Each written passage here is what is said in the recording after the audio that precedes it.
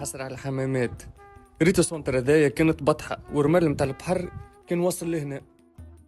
كنا نكوروا فيها ونبيسوا فيها. يا حسرة والله يا حسرة. الباني اللي ترى فيه توا مش كيما قبل، تبدل علينا برشا.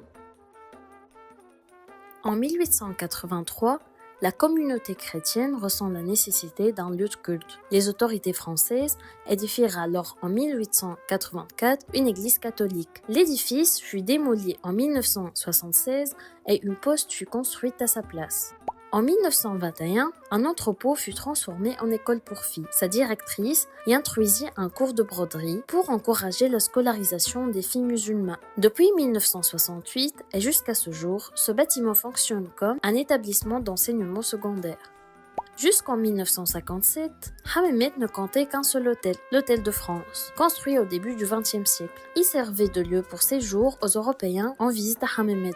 Après l'indépendance, il devint le siège de la municipalité de la ville. En 1999, il fut démoli et remplacé par une bâtisse plus moderne. Aux alentours de cette même période, l'ancien bureau de poste de Hammamet existait. Il fut démoli et déplacé à proximité à la fin du XXe siècle. Au début, ce bâtiment était un marché juif, puis se transforma en boulangerie Ahmed El-Ghali. Aujourd'hui, il représente le siège de l'association de la sauvegarde de la Médina de Hammamet. Après l'indépendance, la ville s'est caractérisée par l'épanouissement de l'activité touristique, surtout vers les années 60. Cet épanouissement a poussé l'apparition de plusieurs extensions de la ville, d'où, entre 1960 et 1976, on remarque une extension de part et d'autre de l'agglomération, préparant le terrain pour de nouveaux projets.